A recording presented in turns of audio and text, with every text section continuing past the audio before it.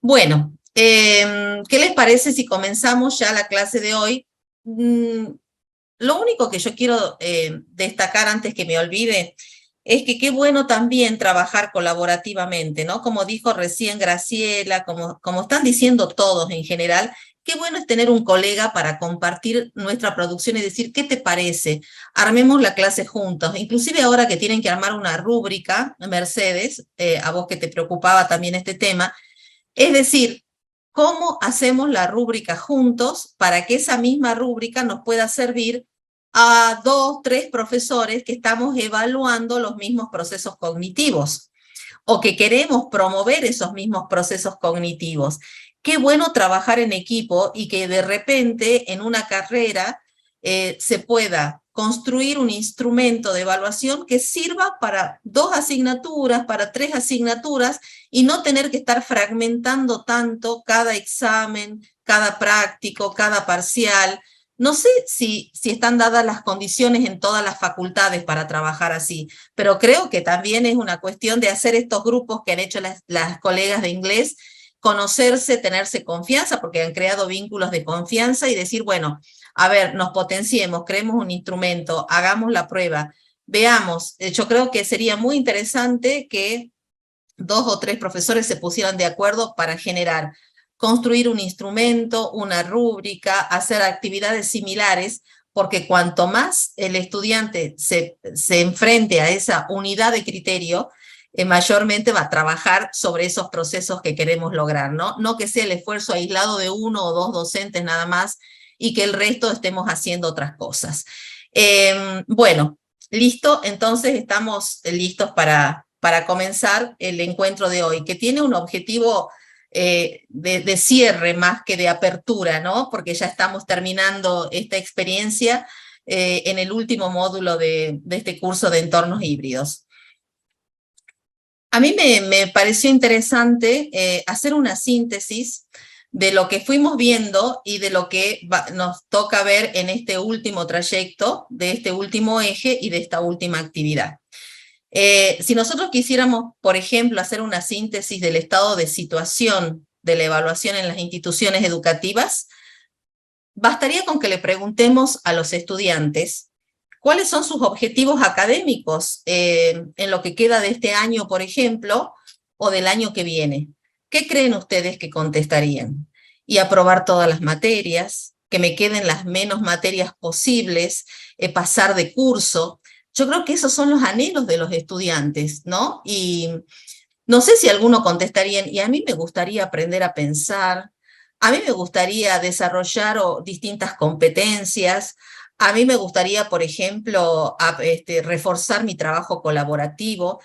No lo sé, ojalá que algún día nos sorprenda esa cuestión, pero creo que la preocupación está en el aprobar, en el pasar, en el rendir los exámenes.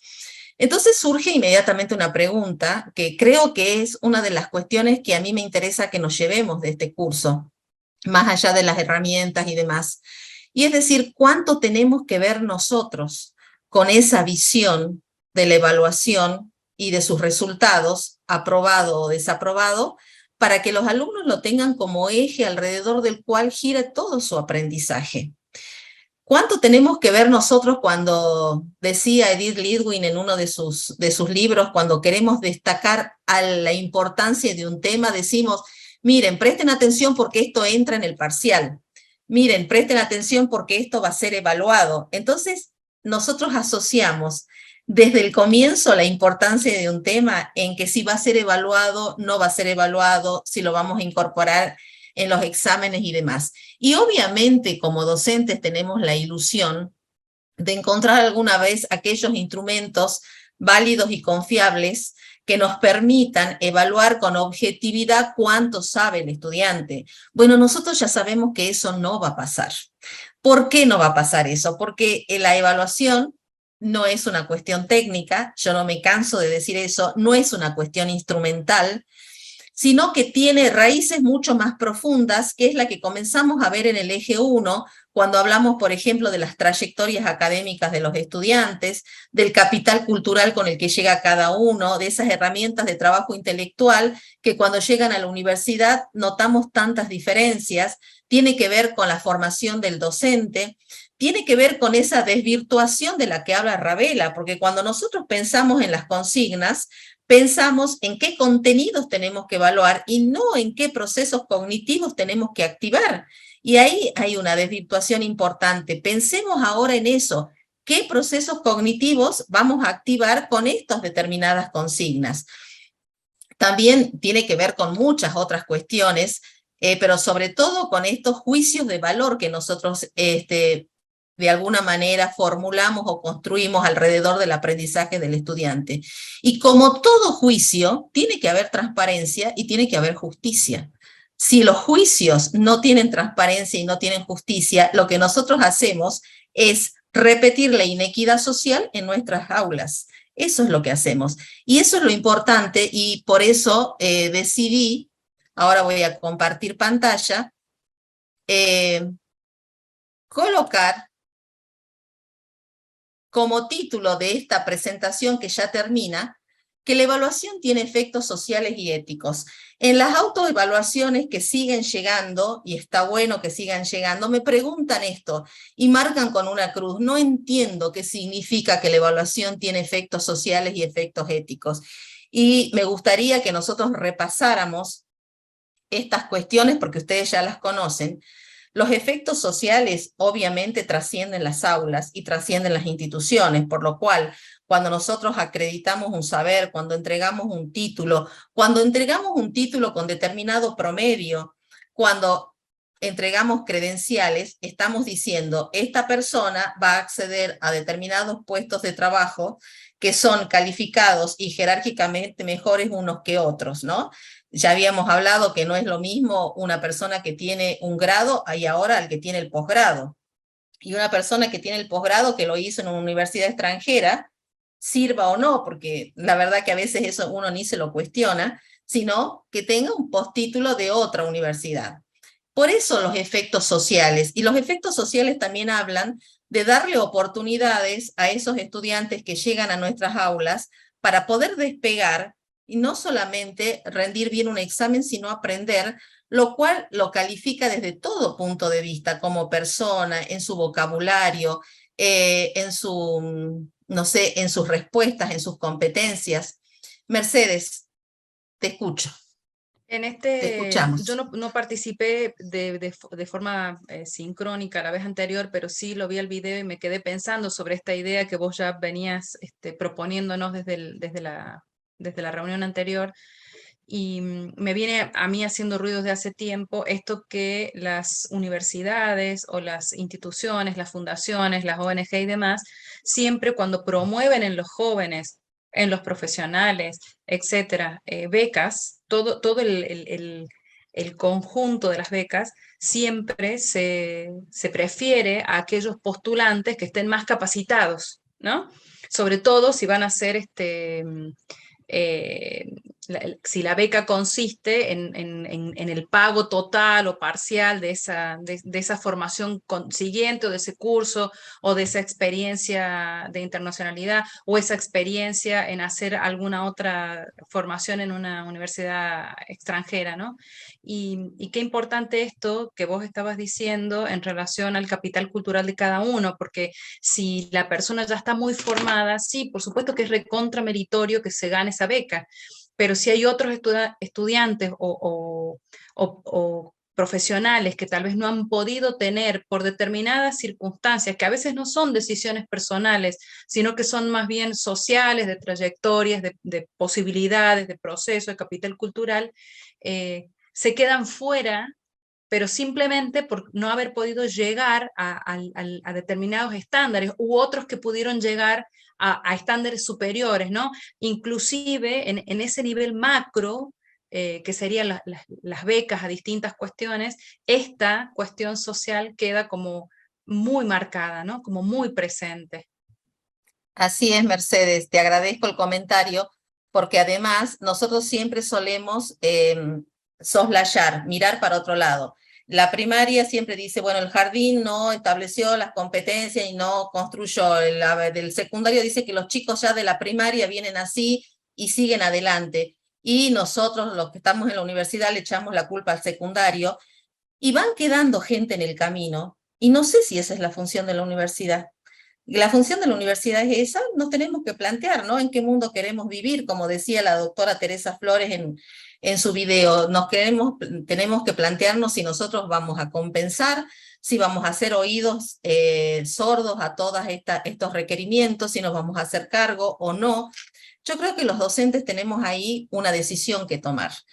Más allá de que las instituciones también lo tienen que hacer, pero nosotros somos dueños de nuestras aulas y creo que con todas estas cuestiones, si nosotros podemos de alguna manera ayudar a compensar, eso se llama función compensatoria de la educación, podemos llegar a compensar estas desigualdades de base en 1, 2, 3 alumnos, no nos vamos a dar cuenta nunca, como decía Graciela, cómo estoy impactando, qué estoy produciendo en mi estudiante, ¿no?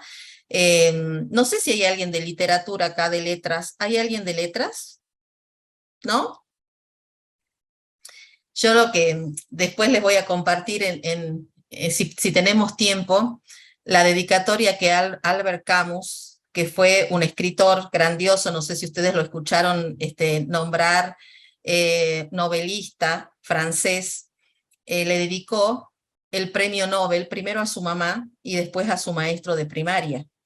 Y le dijo, sin la confianza, sin el tesón, sin la motivación que usted me dio y que vio en ese niño pobre, algunas cosas ni que él mismo veía y lo impulsó a hacer, y él se ganó el premio Nobel de Literatura, él no hubiese podido hacer nada.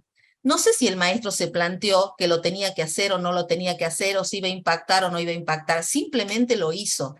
Yo no sé si eso es utopía, si eso es idealismo. Yo creo que nosotros podemos dar cuenta, todos nosotros podemos dar cuenta de cuántos hemos salvado académicamente a varios estudiantes. Así que yo lo dejaría ahí como una cuestión de una decisión importante que tenemos que hacer, Mercedes, y es así. Comparto totalmente lo que dijiste. Ahora, vamos a la próxima. ¿Y por qué es ética la evaluación? Porque dijimos, si vamos a emitir juicios de valor, tenemos que también saber que todo juicio necesita transparencia y necesita, a ver, voy a tratar de compartir mejor esto. ¿Ahí lo ven mejor? ¿Sí? Bueno, ustedes me dicen porque yo no los veo en estos momentos, ¿no? Sí, Gloria, se ve Bárbaro. perfecto, sí. Bueno, la evaluación es un compromiso ético simplemente porque todo lo que nosotros hacemos con la evaluación causa efectos en el estudiante y en las propuestas de enseñanza que nosotros tenemos. Entonces, ¿dónde se ve esto de la ética de la evaluación? Y vamos a prender pequeñas lucecitas de advertencia en estas cuestiones que ya las vinimos conversando también desde el primer eje y también en el segundo, cuando hablamos de los procesos cognitivos que tratamos de promover en nuestros estudiantes. Y esto de disociar la enseñanza con la evaluación. No puede haber esta separación porque sería literalmente una traición al estudiante evaluarlo de una manera en la que yo no pude enseñarle o lo que ya no supe enseñarle. Si yo voy a evaluar oralidad, es porque en mis planteos de enseñanza yo he promovido actividades y he programado una secuencia de actividades donde paulatinamente él fue construyendo su competencia oral, su competencia escrita, su capacidad de relacionar. No puedo evaluar con un estudio de casos, lo dijimos también en el encuentro anterior, cuando nunca he visto un caso, no le enseñé, porque muchas veces, no sé si ustedes recuerdan cuando nosotros en el secundario aprendimos lo que era el cuadro sinóptico. El cuadro sinóptico decían, bueno, es abrir una llave y poner las ideas principales dentro de la llave. Pero ¿qué era una idea principal? ¿Y cómo se identificaba una idea principal? ¿Y cómo nosotros podíamos darnos cuenta dónde estaban? Lo mejor y lo más complejo no nos enseñaban la técnica. Abrimos una llave, ponemos ideas principales. Con los estudios de casos, la resolución de problemas pasa lo mismo. Muchos profesores están contentos de decir, yo utilizo estudio de casos en mis prácticas docentes. Pero el estudio de casos significa, primero, construir un caso con todas las condiciones que tiene que tener un caso, con un enunciado, con componentes, con elementos, hasta con distractores. Ahora, yo en el aula implemento estudios de caso y le enseño al estudiante a identificar, a jerarquizar información, a relacionar todo lo que implica un estudio de casos. Eso es disociar la enseñanza con la evaluación. No es una cuestión de crear la mejor consigna de evaluación si esa consigna previamente no fue practicada en el aula por el estudiante. Es lo que decía Ravela. Yo solamente puedo asegurar que mi estudiante está listo para competir si lo he preparado lo suficiente para enfrentarlo a esa situación.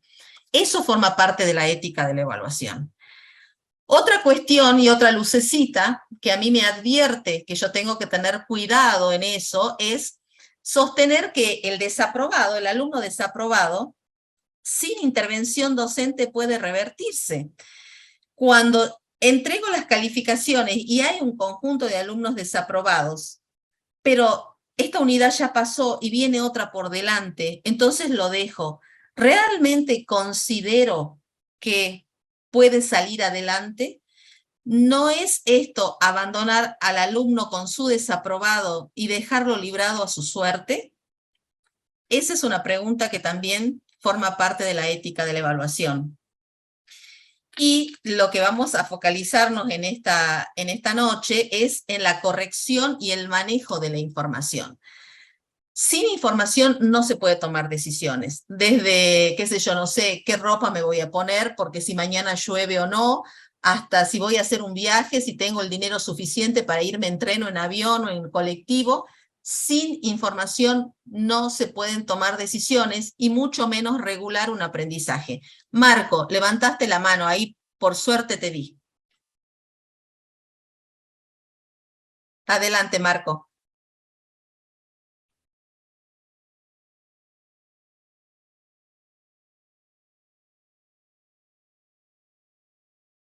Marco, estás muteado. Gracias, perdón. Estaba concentrado en lo que quería preguntar. Decía de que no he podido comprender a cabalidad el segundo aspecto, es decir, sostener que el desaprobado sin intervención puede revertirse. No lo he logrado entender bien. Bien. Cuando, como alumno, por ejemplo, vos tuviste un desaprobado en alguna asignatura, quizás nosotros tomamos decisiones como, a ver, ¿por qué el profesor me desaprobó? A veces los estudiantes ni les importa, ¿no? Si está aprobado, no revisan ninguna otra devolución. Si está desaprobado, sí. Entonces, a ver, ¿cómo podríamos nosotros ayudar al alumno que ha desaprobado? ¿Con qué información podríamos revertir ese desaprobado? ¿Cómo podríamos orientarlo para que él pueda regular y reajustar su aprendizaje? A eso me refiero, Marco, que cuando vos entregás una calificación y pones un desaprobado, si no le das otro tipo de devolución salvo la nota, desaprobado, mal, reprobado, 0 o 1, es muy difícil que el desaprobado se revierta sin tu intervención, sin que vos le puedas dar otra información que le sirva para decir, ah, era por esto que yo no aprobé, esto me faltó, esto tengo que revisar. Sobre todo en los ámbitos. ¿Está bien? Perfecto. Bien. Y hablábamos de la corrección y el manejo de la información, ¿no? A ver, vamos. Las alternativas más comunes, también las dijimos en la clase pasada. Devolver el examen con la nota y ningún señalamiento. Hasta si le ponemos un 10, pero no le decimos por qué se sacó 10. Porque si nosotros le explicáramos a un estudiante por qué se sacó un 10, un 9, un 8, seguramente estaríamos afianzando algunas competencias en ese estudiante. Y decir, esto hiciste bien y esto tenés que seguir trabajando. Mucho más a una persona que desaprobó. Algún señalamiento tenemos que hacer. O a veces devolvemos con cruces, señalando los párrafos donde hay errores. o con brevísimos comentarios como mal elaborado, error conceptual, revise, no. ¿Ustedes creen que con estos tipos de retroalimentaciones o información el alumno puede revisar su error? Esa es una consulta que nos tenemos que hacer a nosotros mismos, ¿no? Nosotros tenemos que tratar de focalizarnos en uno de los principios de la didáctica que es fundamental. Un principio de la didáctica dice que sin actividad no hay aprendizaje. Podrás ser el mejor docente, podremos estar ante el mejor expositor. Como dijo Graciela recién, yo soy un payaso en el curso, los hago reír, los hago jugar. Ahora, sin que los estudiantes realicen alguna actividad, no hay aprendizaje. Entonces está bueno, por ejemplo, proponer actividades que me liberen de la exposición para poder estar atentos a ver cómo ellos realizan las actividades. Por ejemplo, trabajar con guías de lecturas, lo que decía, no recuerdo ayer, creo que escuchaba a un profesor que decía, hemos dejado de leer la bibliografía, hemos dejado de leer las fuentes primarias de información, y ni siquiera nosotros lo podemos corroborar, salvo que nosotros le preguntemos, no para calificar, sino guiarlos en la lectura de una bibliografía con preguntas, con cuestionamiento. ¿Qué crees que el autor dice? No importa que no te devuelva por escrito, lo podemos charlar en clase. Y ahí hay un sinnúmero de actividades, contrastar dos ideas, elaborar un concepto a través de un párrafo, de una oración, trabajar con estas guías que me liberan por un tiempo de transmitir estos contenidos o estos conocimientos que ya dijimos que no se transmiten conocimientos, para poder prestar atención qué es lo que hace el alumno, dónde están sus principales problemas, cuáles son sus intereses inclusive, ¿no? Elaborar cuestiones tan sencillas como un mapa conceptual. Alguien pidió la elaboración de un mapa conceptual, no recuerdo bien, alguien de química, que me pareció fantástico. ¿Quién era? Mercedes. Mercedes, me encantó tu propuesta, porque el mapa conceptual, con algunas cuestiones de completamiento, quizás no activen un proceso cognitivo más que de relación, de recuerdo, de comprensión, en algunos sentidos, pero es una competencia en la que se elaboran síntesis, donde el estudiante se da cuenta en una cadena que falta.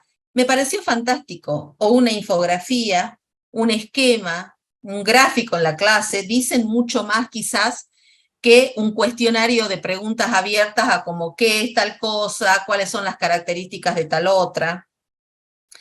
Un buen interrogatorio para trabajar la oralidad en clase. Nosotros sabemos que uno de los principales problemas es la oralidad, pero nosotros trabajamos la oralidad en clases. No importa que no sea una cuestión central, porque muchos creen, no, yo estoy estudiando un profesor de matemática donde no hace falta que hable, hace falta que explique ejercicios, o quizás, no sé, otras carreras, pero la oralidad es importante como una competencia de organización de conceptos y de ideas. Si yo no tengo ideas claras, no tengo una oralidad clara, y es al revés. Mientras más expongo, mientras más hablo, más voy generando esos mapas conceptuales internos que me permiten argumentar y hasta a veces me permiten improvisar un discurso. No sé cómo lo ven ustedes, pero a mí me parece una actividad muy interesante y transversal a cualquier carrera. Estas cuestiones de las autoevaluaciones, las coevaluaciones, pedir a los estudiantes que les hagan preguntas, ¿no? Yo tenía, no sé si lo conté alguna vez, yo tenía un profesor en la Universidad de Historia, Oscar Colmenares. Se van a dar cuenta de mi edad porque Oscar ya no está, lamentablemente, y era un historiador de primera línea en Salta, un historiador que hacía investigaciones muy lindas en Salta, y él, todas las clases teníamos que llegar con una pregunta que le teníamos que hacer, pero no era cualquier pregunta. Él decía, ustedes van a hacer este esquema para preguntar. Visto tal cosa, Considerando esto, yo le pregunto. Porque para él el visto era haber leído la bibliografía. Considerando significaba yo pienso esto, yo pienso que el autor dijo tal cosa, yo creo que este concepto, pero no estoy seguro, por eso le pregunto algo. Miren, ese simple ejercicio a nosotros nos cambió la vida en la universidad. Primero le teníamos terror, pero después comenzamos a ver la importancia de nosotros preguntarle al profesor con ese sentido, ¿no? Visto lo que leí en la bibliografía, lo que escuché, lo que sea, consideré esto, lo procesé, lo pensé, pero sigo con esta duda o me surge esta pregunta. Me pareció fantástico eso. Bueno, y hacer la autoevaluación con los estudiantes de distintas maneras, ¿no? Desde el punto de vista, por ejemplo, de nosotros no tenemos que comparar una persona con otra, pero sí podemos comparar producciones porque son modelos, ejemplos que podemos seguir. ¿Cuántos de nosotros hemos aprendido a producir textos viendo un buen texto, viendo una buena producción textual? ¿Cuántas veces los arquitectos han hecho mejores diseños viendo buenos diseños? Y así podríamos seguir mencionando ejemplos. Y para poder retroalimentar y para poder informar al estudiante cómo está su aprendizaje, cómo viene siendo ese procesamiento, cómo está transitando ese camino, nosotros necesitamos evidencias. Y esas evidencias las necesitamos en una variedad que hace a la riqueza de las producciones de los estudiantes. No siempre cosas por escrito, no siempre oralidad, no siempre trabajos individuales, también trabajo colaborativo, quizás un dibujo, quizás un esquema, quizás una argumentación. En la variedad de evidencias está la riqueza de la información. Entonces, eso también forma parte de una buena propuesta de evaluación formativa. Y evidentemente, nosotros cuando ya nos toca en el tema de esto de las evidencias, porque la evidencia es tener un dato concreto acerca de qué es lo que aprendió el estudiante, por eso lo ponemos en la centralidad de este triángulo que tiene a su vez otros tantos internos. Fíjense que si nosotros hacemos una lectura lineal de arriba hacia abajo, tenemos nuestros objetivos de aprendizaje. A ver, yo quiero que ahora mentalmente piensen en un objetivo de aprendizaje. Hagamos un ejercicio interno rápidamente, sin que ustedes me lo digan, pero pensemos en un objetivo de aprendizaje. Para saber si el estudiante alcanzó, está por alcanzar o no alcanzó ese objetivo, nosotros necesitamos evidencias. Pero también esas evidencias tienen que estar asociados al contexto del estudiante. ¿De qué clase estoy hablando? ¿A qué ritmo de aprendizaje fueron mis estudiantes?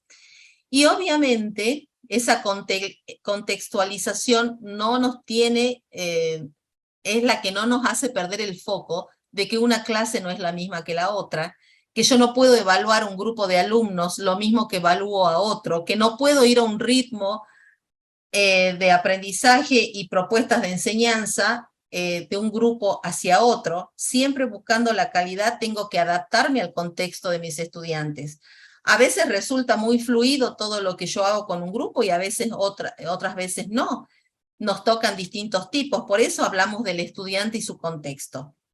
Y esas evidencias nos van a dar cuenta de niveles de calidad de aprendizaje que los vamos a colocar en criterios consensuados. Ahora seguimos y vamos a ver avanzando de qué se trata esto. Hasta acá, ¿quieren hacer alguna consulta? ¿Quieren preguntar algo? ¿Quieren reformular? ¿Quieren afianzar alguna idea?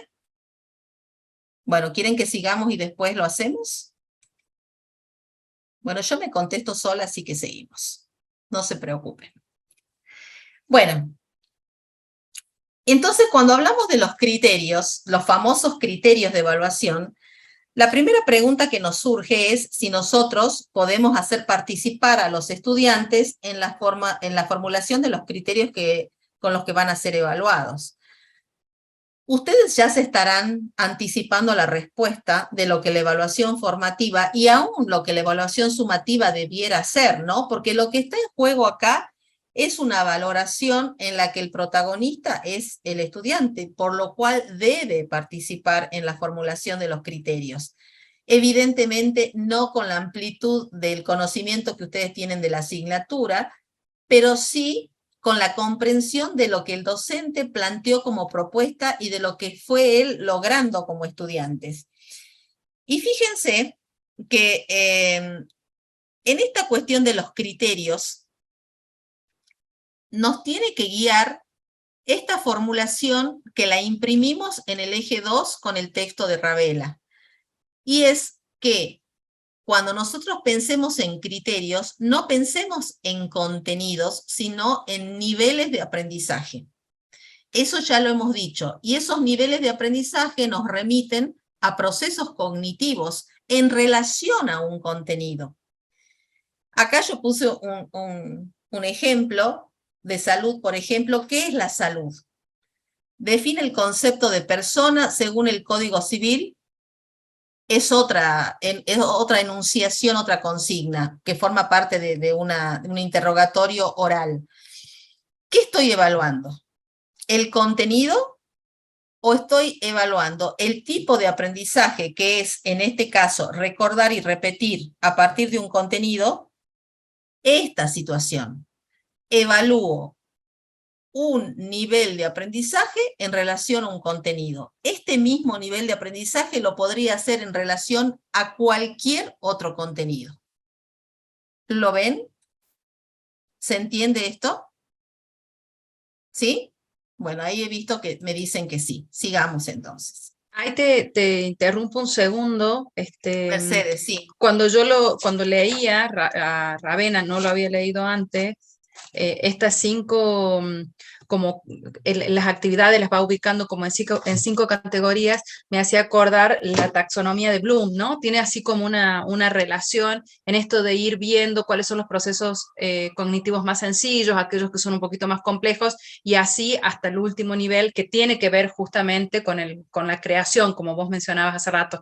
Nosotros lo trabajamos a eso mucho en la formación docente para profesionales cuando tienen que elaborar planificaciones para nivel superior, ¿no? Y entonces cuando se les empiezan a complejizar el tema de los verbos, qué acciones están buscando en esos estudiantes, que ya no son estudiantes de nivel primario, secundario, sino de un nivel más avanzado, y nos cuesta, les cuesta y nos cuesta a veces como docentes esto de proponer algo más de saber, familiarizarse con, ¿no? Estar familiarizado con esto de ir buscando operaciones mentales más complejas que a su vez logran incluir a las anteriores, ¿no? Eso me parece que es como muy estratégico en nuestro repensar las prácticas. Así es, así es. Y no es la cuestión del verbo, sino es la cuestión de hacia dónde apunta ese verbo, porque si yo pongo un objetivo general, conocer los principios de, pero ¿qué es conocer? ¿Es explicar? ¿Es analizar? ¿Es describir? ¿Qué es conocer?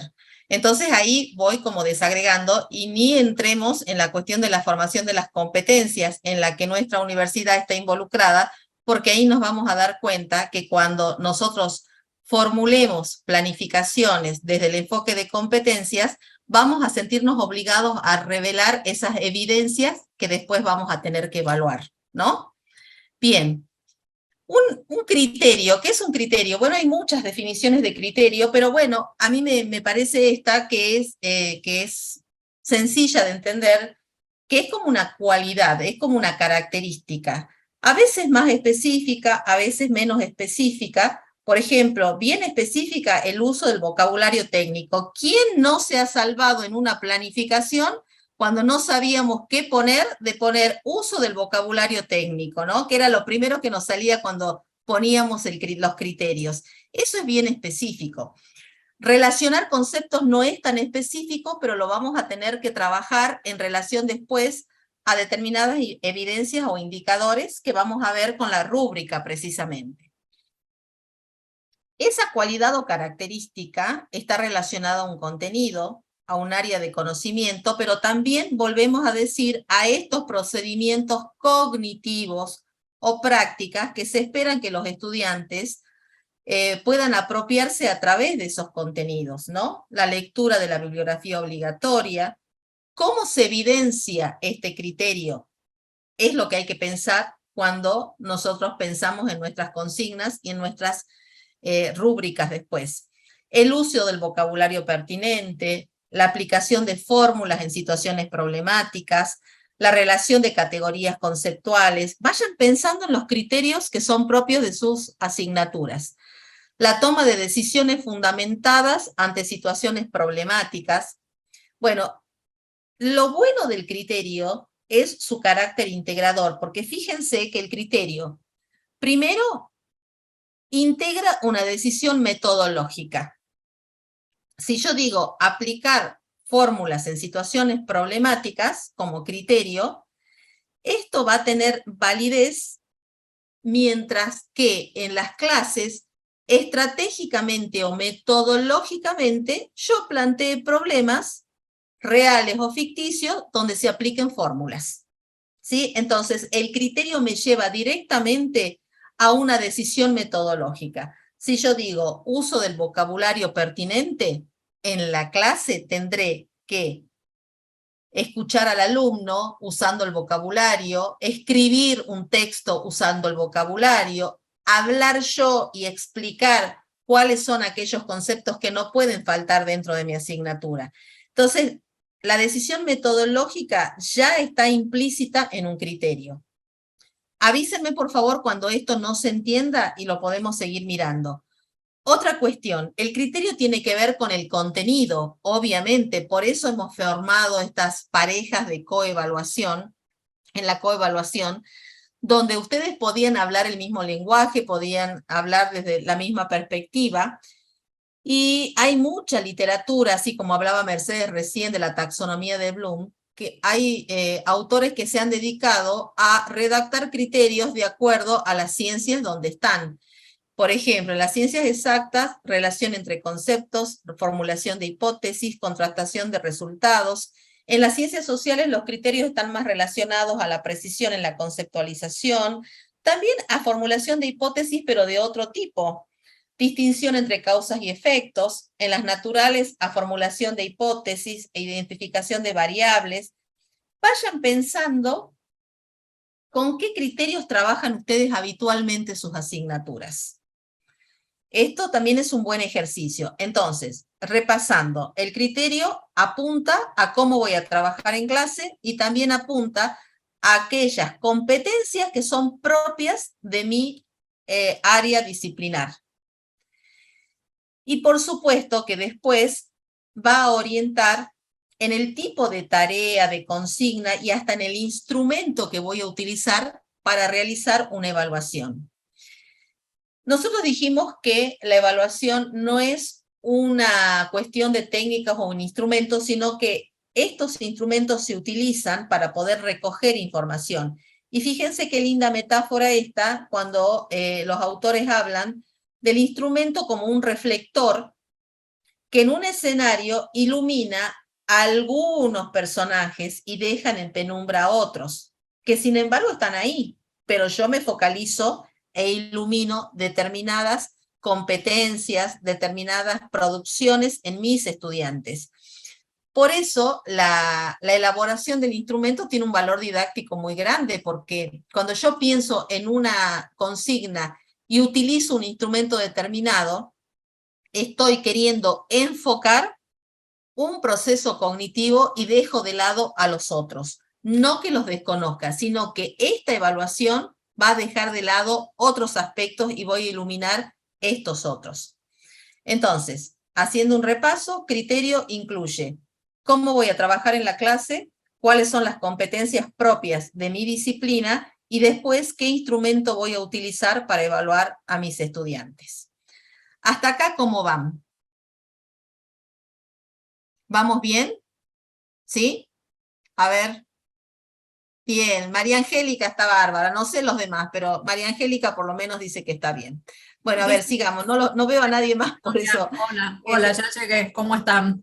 ¿Cómo andas, Hola, Gloria? Male, ¿cómo Acá andás? con la cabeza veo que dicen que sí, que están muy bien. Así que buenísimo, buenísimo. Bueno. Gloria. Sí, Carmen, te escucho.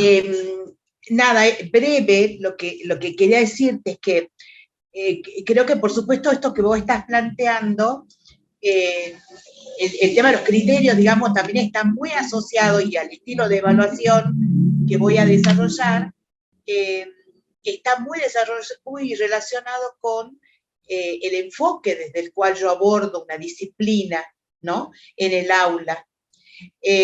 Porque, por ejemplo, seguramente si yo tengo un enfoque muy tradicional de la disciplina, mis criterios van a ser muy básicos.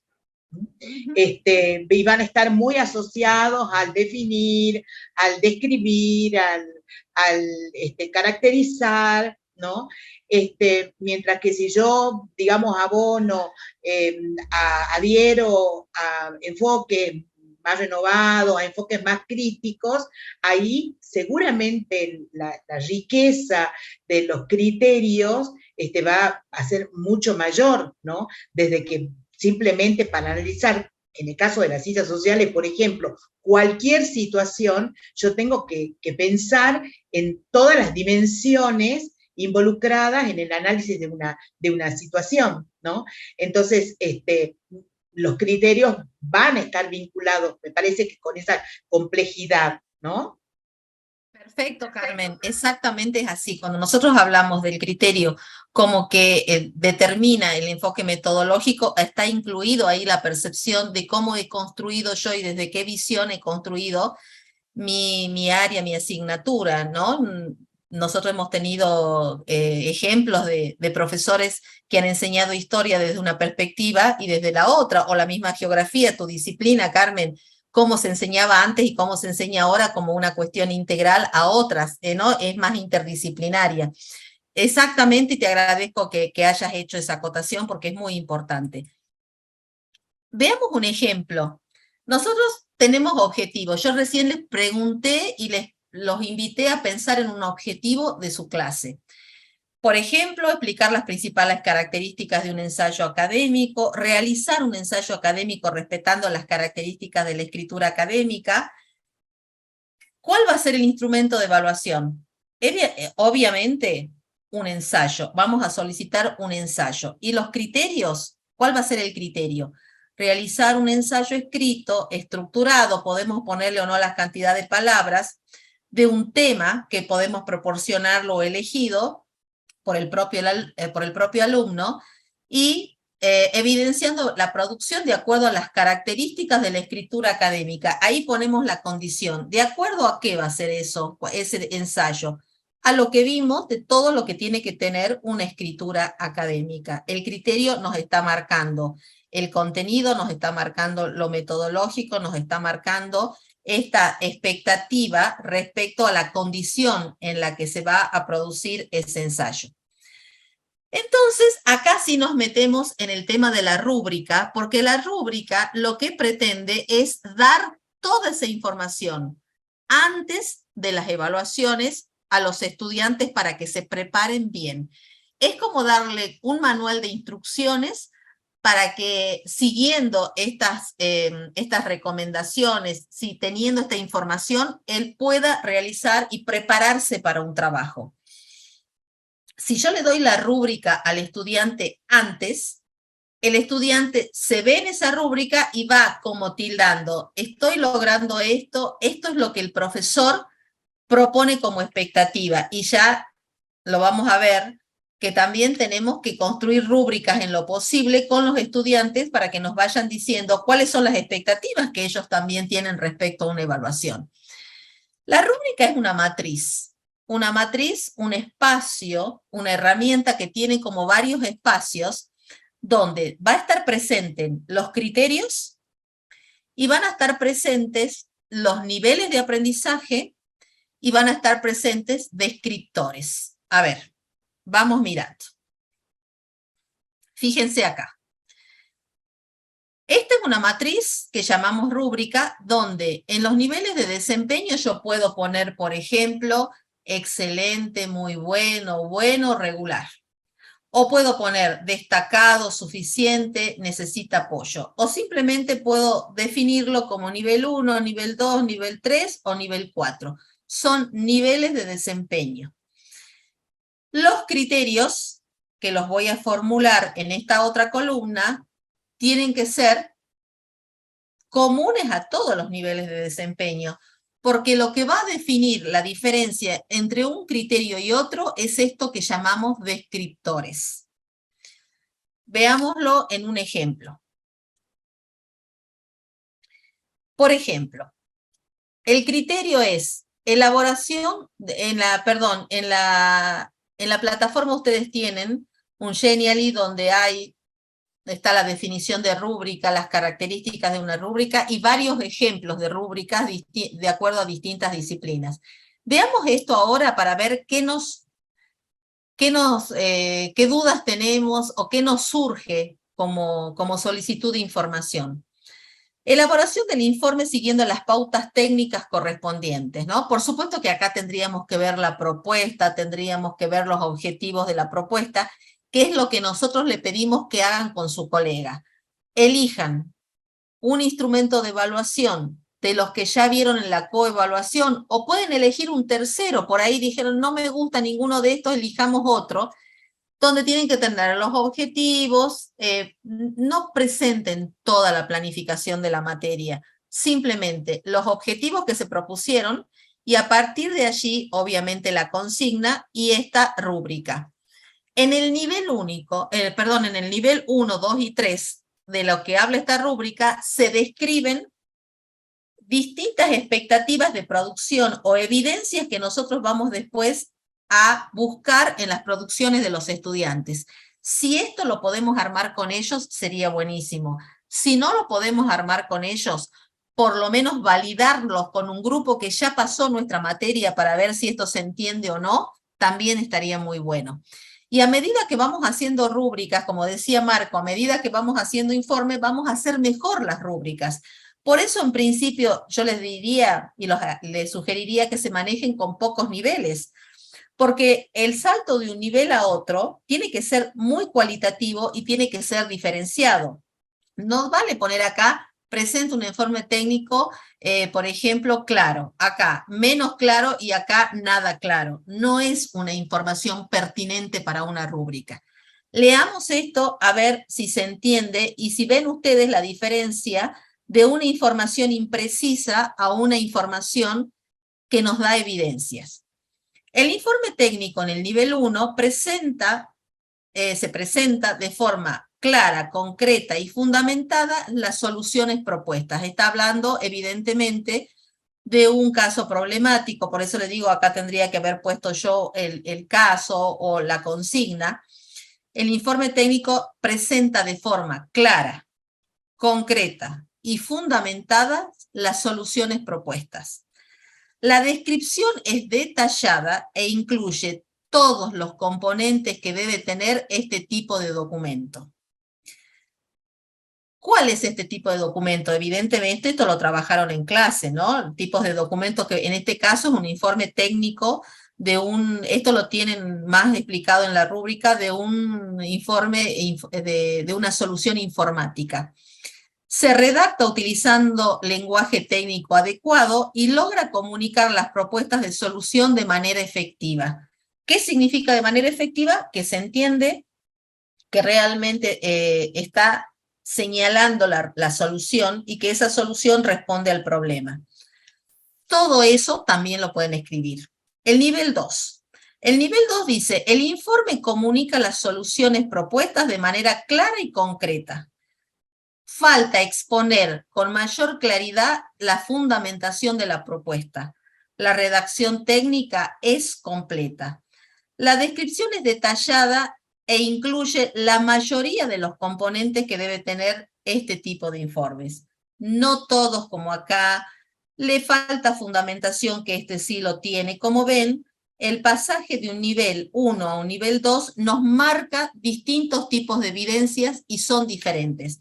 Entonces el estudiante cuando ve esto dice, a ver, mi informe, ¿es claro? ¿Es concreto? ¿Tiene la fundamentación?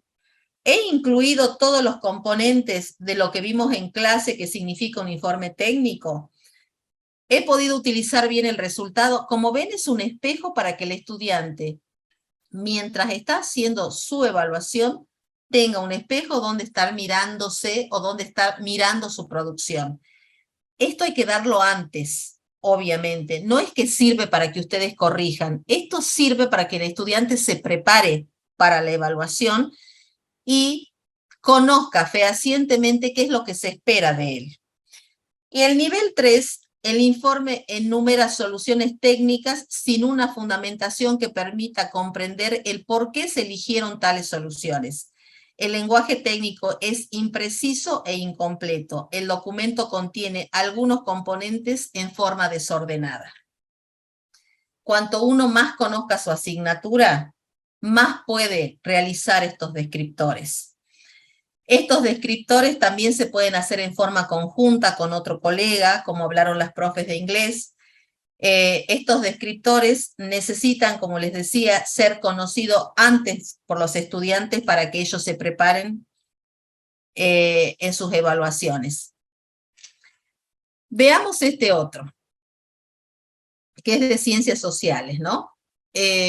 Acá los niveles de desempeño van de una escala que va desde muy bueno, bueno, insuficiente, y ahí le pedimos también rehacer, que es otra posibilidad.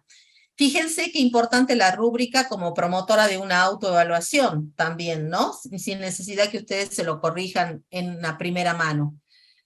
El criterio es la contextualización del surgimiento de las representaciones sociales. Esto quizás para los profes de matemática, alguien no lo entiendan, pero para un profe de ciencias sociales es fundamental contextualizar el surgimiento de algunas representaciones sociales.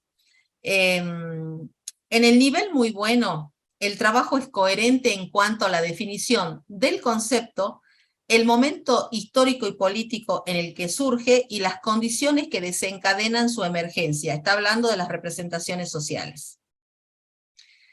En el bueno, define adecuadamente el concepto. No se evidencia una contextualización ni en el momento del surgimiento como desencadenante de las mismas. Y el insuficiente rehacer, definición del concepto en base a ejemplos y a características sin relación con el contexto en el que surge. Acá hay más una explicación que una definición. No hay evidencia de su construcción social. Y por último, análisis de situaciones cotidianas donde se identifique la representación social. En el nivel muy bueno, logra el análisis de la vida cotidiana y sus espacios, donde se construyen las representaciones sociales, sosteniendo la importancia de la interacción con su surgimiento y consenso social. En el bueno, logra identificar las representaciones sociales relacionando con la concepción teórica de las mismas y dando cuenta de la importancia de la vida cotidiana para su estudio. Acá falta el contexto. Y acá identifica las representaciones sociales, pero no relaciona la misma con la construcción de la vida cotidiana. Bueno, ahora ahí sí los escucho. Voy a dejar de compartir. Y ahora sí, Mercedes, todas las preguntas relacionadas que tenías al comienzo, o todos ustedes, a ver cómo ven el tema de la rúbrica. Es un trabajo, como hacer una planificación, pero es un instrumento que nos permite clarificar los criterios, organizar bien los niveles de desempeño, formular las descripciones de lo que yo voy a evaluar después como un trabajo excelente, un trabajo que le falta y un trabajo que hay que rehacerlo, y los estudiantes prácticamente se pueden evaluar solos con estas rúbricas, ¿no? Así que, bueno, los escucho porque esa es la próxima tarea que van a tener que hacer. Elegir un instrumento, poner los objetivos, la consigna, y elaborar las rúbricas con los criterios, niveles de desempeños y descriptores. Yo me animo a hacer una sugerencia y después te hago mi pregunta. Vale. Siempre ponen ejemplos, cuando uno va, no siempre, pero en muchos cursos de estos se ponen ejemplos relacionados obviamente con los espacios o con los saberes de quienes dictan los cursos. Pero en el caso de las ciencias naturales y de las ciencias exactas, la construcción de esto es mucho más complejo. ¿Por qué? Porque quienes venimos en esas formaciones, que yo lo había puesto en la valoración que hicimos en la coevaluación, venimos con una formación muy memorística, muy relacionada al producto y no al proceso. Entonces, la construcción que hacemos los docentes es desde un lugar más complejo. No tenemos esta dinámica todavía de estos procesos cognitivos de los cuales hablábamos anteriormente, donde se busca que el alumno cree, por ejemplo, ¿no? Entonces, bueno, me debes un ejemplo de una rúbrica así más basada en las ciencias naturales. Sí estaban en los libros de Ravenna, me llamó la atención porque casi todos los ejemplos que él pone estaban relacionados con la matemática o con las ciencias naturales. Pero bueno, mi punto era que en algún lugar sí, ustedes hablaban de que había que presentar un instrumento, un dispositivo de evidencia con la rúbrica pertinente, pero en el último mensaje en el que estaba subido hoy hablaba de actividad, de poner una consigna o algo así. Entonces ahí me quedó la duda si el dispositivo de evidencia implicaría varias consignas, o si con una consigna se podía directa, porque en el área nuestra, o por lo menos con lo que uno sabe, con lo que uno ha construido en este tiempo, una sola consigna sería como más compleja, en el sentido de que probablemente no se haya estado trabajando con los estudiantes desde ese lugar. A eso me refiero, no porque no se pueda hacer, ¿no? Está bien. Sino porque lo más probable es que no se haya trabajado con los estudiantes en esos procesos, digamos, ¿no? Correcto. Mira, Mercedes, ¿qué vamos nosotros a... Yo tendría que presentarle la rúbrica de la construcción de la rúbrica que ustedes van a hacer. Pero les digo, en realidad, lo que nosotros esperamos con este ejercicio. Primero, que ustedes se animen a construir esta matriz señalando cuáles son las expectativas que tienen de sus estudiantes en distintos niveles de desempeño. Eso evidentemente requiere un manejo de un contenido de su disciplina que primero ustedes lo tienen. Requiere un ejercicio de formular 2 o 3 criterios, no le pedimos más que eso, porque sabemos que es un ejercicio que se va perfeccionando en la medida que uno lo va usando, que uno lo va redactando, que uno lo va validando, porque es como un instrumento que uno tiene que validar con sus estudiantes. La rúbrica tiene que quedar claro para el alumno, no para nosotros, porque no es para corregir nosotros solamente, porque de hecho la rúbrica se utiliza más en la evaluación formativa, no para poner una calificación, sino para hacer una producción de una calidad que nosotros requerimos que los estudiantes realicen, pero muchos la utilizan también para hacer las evaluaciones sumativas y agregan, por ejemplo, que el criterio del uso del vocabulario va a ser el 10% de la nota total, que la relación del concepto con otro va a ser el 20%, que la verdad que esas cuestiones nos remiten de nuevo a la escala, a la cantidad. Nosotros no queremos traducir, aunque ya nos nazca desde el alma, que el muy bueno es 8 y 9, que el bueno es... Por eso elijan ustedes el nivel, el desempeño, nivel 1, 2, 3, también, le pongamos lo que pongamos, siempre vamos a querer decir, nivel 1 es 9, 10.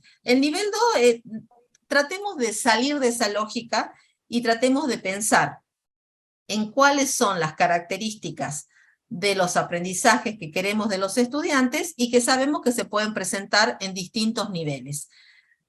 Tratemos de poner pocos niveles de desempeño, 3 niveles de desempeño está bueno para poder comparar. No pongan muy excelente, muy bueno, bueno, regular, insuficiente, porque no les va a alcanzar en una primera aproximación a esta tarea tener tantos descriptores y tantas diferenciaciones entre los descriptores. Mabel tenía la mano levantada. Mercedes, no sé si contesto a tu pregunta. Sí, sí, me quedó ¿Sí? más claro. Sí, sí, sí, Bien. no es necesario por ahí un instrumento más completo, no más completo, sino más extenso, sino que pueden ser menos cosas y hacer foco en eso. Sí, perfecto, gracias. Lo que nosotros queremos hacer es que tengan el ejercicio de la redacción de esto y a medida que, si les interesa, y ustedes lo pueden implementar en una actividad, en una clase. Por ejemplo, ustedes van a una clase a hacer, qué sé yo, no sé, de laboratorio, para decirle a Mercedes algo de ciencias naturales, o una construcción de un diseño de algo, o una cuestión, cualquier actividad que ustedes presenten en sus asignaturas pueden tener una rúbrica y ponérsela al estudiante ahí, para después que ellos vean si sus actividades se relacionan con alguno de esos descriptores, ¿sí? Y si van a utilizar la rúbrica para una evaluación sumativa, con mayor razón la tienen que conocer antes. No solamente los criterios, sino también la rúbrica, ¿sí? Y vamos viendo cómo nos resulta. La prima hermana de la rúbrica es una lista de cotejos, es lo que hemos usado para hacer la coevaluación. Eso no es una rúbrica, pero podemos comenzar con listas de cotejo por ahí para aproximarnos a ver cómo le resulta al estudiante. Por ejemplo, ¿está la definición sí o no? ¿La definición se relaciona con la bibliografía? ¿Me entienden? Para que él tenga y para que nosotros también tengamos la posibilidad de ir ensayando este tipo de instrumentos que nos permiten evidenciar cuestiones que nos van a servir después para calificar o para retroalimentar. Mabel, vos tenías la mano levantada y después Marco. Sí, era más o menos con lo último que vos estabas diciendo, que por ahí empezar de cero con una rúbrica es como que es bastante exigente, porque no solo nosotros tenemos que tener claro los criterios y en qué consiste en cada uno de los niveles, que no es poca cosa, sino que además los tenemos que expresar de manera que el alumno lo entienda, porque yo leía tu ejemplo de ciencias sociales y yo lo entiendo, pero dudo que mis alumnos lo entiendan, ¿no? Porque uno ahí ya mismo está, si uno le pone ya un lenguaje bastante técnico y por ahí estamos generando, está perdiendo potencia la herramienta, digo, para guía de los alumnos. O, como vos insistís siempre, que tiene que ser un ejercicio que ya se haya hecho, que sea algo habitual, que nosotros nos dirijamos a los alumnos en esos términos, o que sea parte de lo que ya está aprendido por el estudiante, a lo mejor en una etapa anterior o en una anterior, ¿no? Así, Es pero eso, Mabel. sí. Uh-huh. Tal cual es eso. La persona que hizo esa rúbrica, que no fui yo, esos ejemplos están citados con fuentes y todos en los ejemplos del Genially, tiene que haber trabajado el tema de las representaciones sociales. El alumno tiene que saber qué es una representación social y tiene que saber que el surgimiento de una representación social necesita de un consenso y necesita de un contexto social que le ha dado ese consenso. Si eso no se trabajó en clase, esa rúbrica es teórica. Entonces nosotros tenemos que colocar en la rúbrica lo que se trabajó en clase y desde ese punto de vista no tendría que ser algo ajeno a la comprensión del estudiante. ¿Sí? Si yo nunca utilicé la palabra representación social en la clase, evidentemente no la van a entender. Por eso la rúbrica refleja el trabajo de la clase. Marco. Sí, evidentemente es complejo. Complejo no, depende del paradigma también de cada profesor. Vincular estos criterios con una escala de calificaciones que es obligada, o sea, el desempeño, por norma, reglamento, tiene que estar sintetizada y presentada con una calificación, siendo 4 la mínima para aprobar, o siendo 6, dependiendo de qué estamos hablando. Así que, desde mi punto de vista, es necesario hacer una vinculación entre estos criterios para poder estar fundamentados y expresados en una calificación como exige actualmente nuestra norma, ¿no? Yo creo eso y es lo que realmente aplico. Dentro de los criterios, tratar de establecer su valoración numérica, porque si no, la verdad que sí, también lo podemos aplicar sin eso, pero la idea es justamente poner y cumplir con lo que se nos pide, que es poner una calificación. Ese es el comentario que quería hacer. Marco, eso si vos lo usás en la evaluación sumativa, ahí sí, cuando vos utilizás para acreditar, sí, te ves la obligación de ponerle, y hay muchos que utilizan, como te decía, estos porcentajes, tanto el % va a ser si respeta las normas APA de las citas bibliográficas, tanto va a ser.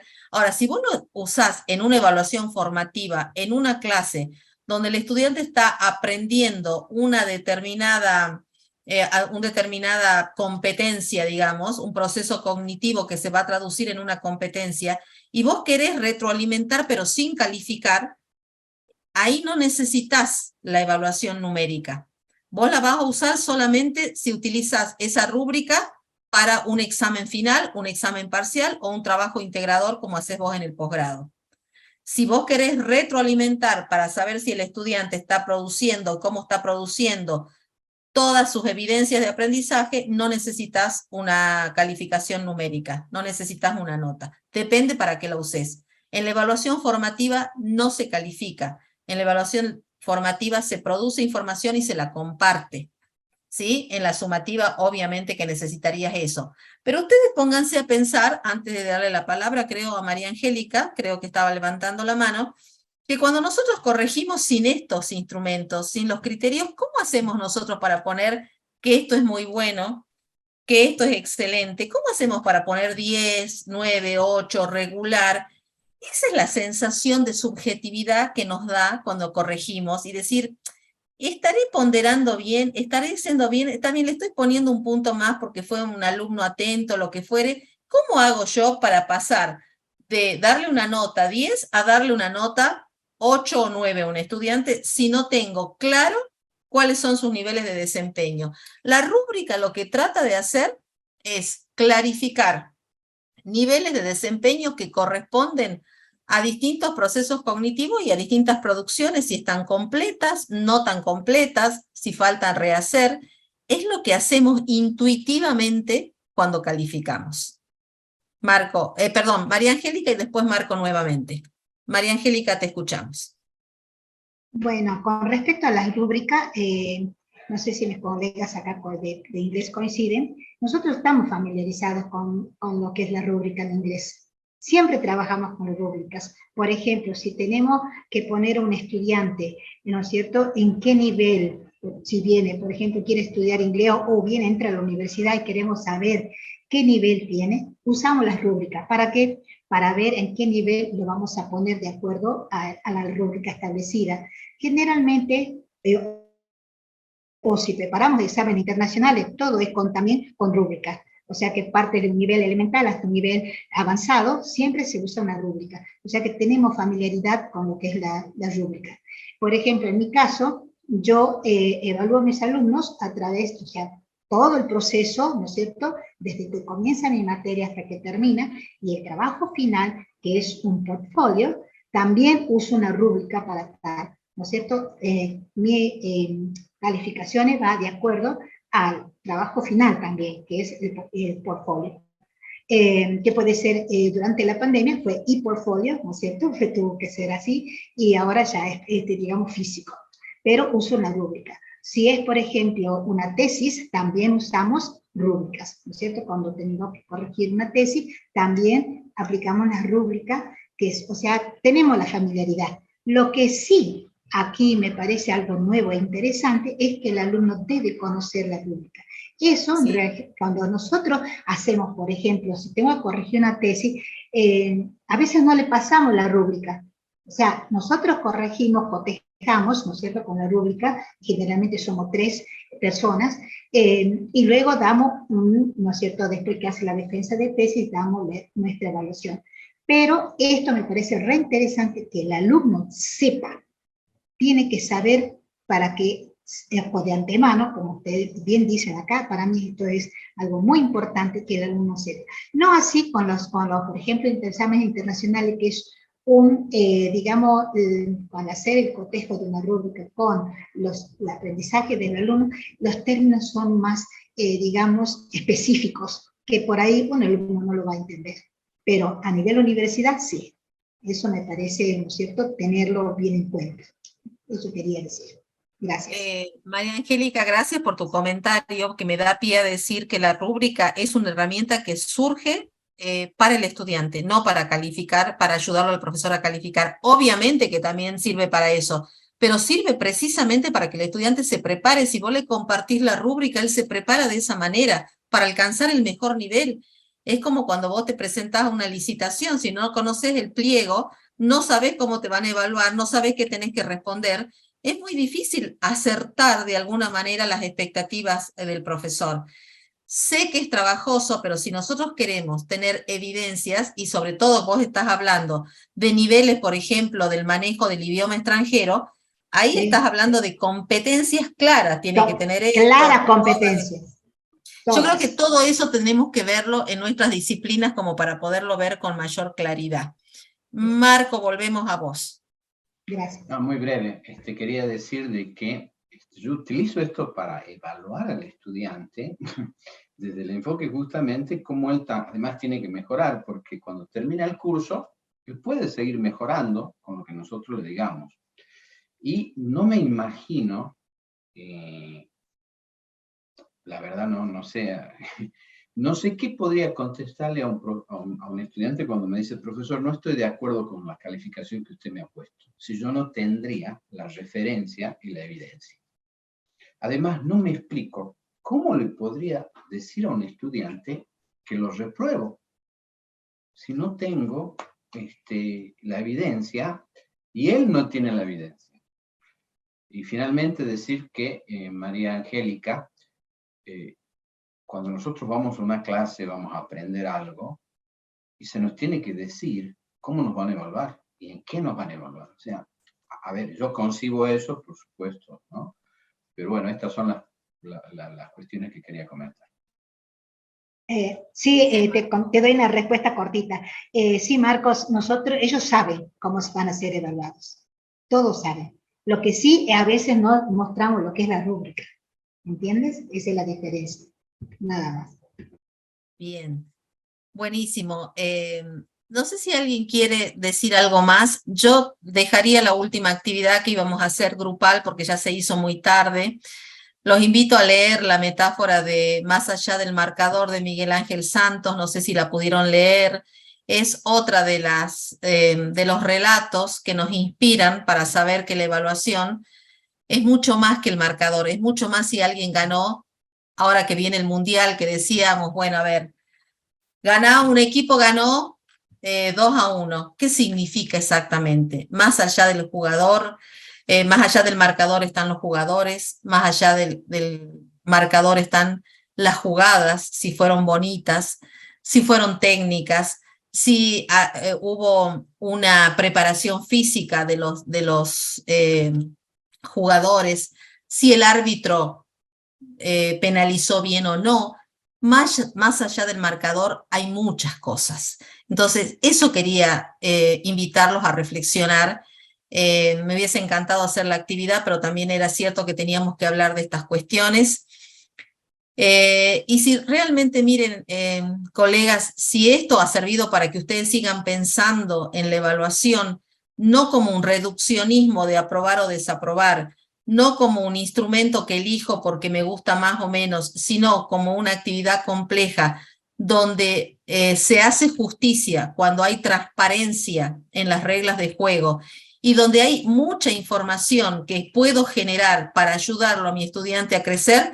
Yo creo que eso ha sido un objetivo que va a ser más que suficiente en esto. Ustedes después lo dirán, después lo expresarán. A nosotros con Magdalena nos encantaría que se lleven esto por lo menos, ¿no? Decir, la evaluación no es algo sencillo, no es algo lineal, no es algo instrumental, es una práctica muy compleja, no complicada necesariamente, pero sí compleja, en la que yo tengo que tomar decisiones dónde me paro y donde tengo que decir, bueno, para que mi evaluación realmente signifique algo para el aprendizaje del estudiante, tiene que ayudarlo a crecer y tiene que ayudarlo a mejorar. Una evaluación que diga mal, bueno, aprobado o desaprobado, no significa nada para el estudiante, ni aunque le ponga un 10, porque al que le ponga un 10 tampoco va a saber por qué se lo pongo. Entonces, desde ese punto de vista. No sé si alguien quiere decir algo más, pero si no, yo quiero agradecerles profundamente su participación a los que estuvieron siempre en clase, su atención respetuosa, sus sugerencias, sus aportes de la experiencia riquísima que tienen ustedes. Por ahí no aprendieron nada nuevo. Lo importante es que ratifiquen, lo importante es que ustedes vean si están parados donde quieren estar parados, si pueden añadir algo más a ese posicionamiento que ustedes tienen. Y lo interesante sería que después, que seguramente el equipo del vicerrectorado académico, cuando evalúen este curso, sean totalmente sinceros en relación a lo que faltó, a lo que se podría haber dado mejor, a los tiempos, a la participación.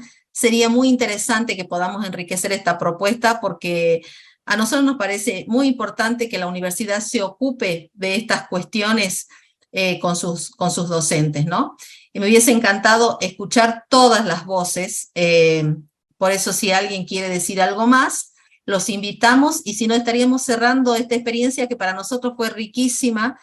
Siempre digo que las principales personas que tienen ganancias con todo esto somos nosotras, porque ustedes van aportando y verdaderamente yo siento que esto es una construcción, ¿no? Que el aporte de cada uno hace que construyamos una práctica docente cada vez más innovadora. Como digo, volver a enamorarse de la profesión sería fantástico. Y gente como que todos los que estamos acá ya tenemos varios años de tránsito en la educación, pero gente como Gastón, que te veo ahí, Gastón, gracias por estar ahí, aunque no te escuché, pero que sos un joven ahí, que nos va a representar, bueno, que sea un camino para que los jóvenes puedan recorrer en este apasionante mundo que es la educación y que es tan importante para todos nosotros. Así que de mi parte, Male, te dejo a vos para que los saludes a nuestros colegas, y si alguien quiere cerrar, ya estaríamos dejando esta capacitación. Bueno, gracias Gloria. La verdad que sí, aprendemos muchísimo entre todos y bueno, lo mismo, muchas gracias a todos por estar presentes, por su participación, por sus aportes también. Siempre es un gusto compartir y tal cual, nos enriquecemos todos. Nosotras también aprendemos un montón de cosas. Así que muchas gracias, profes, y siempre a seguir capacitándose, que siempre hay cosas por aprender. Con Gloria también nos capacitamos todo el tiempo, aprendemos durante toda la vida y bueno, y vamos mejorando nuestra tarea cotidiana, ¿no? Así que bueno, un fuerte abrazo. Igual seguimos en contacto por la plataforma, nos quedan unos días de trabajo, así que ahí estamos en contacto permanente. Pero muchas gracias y que estén muy bien.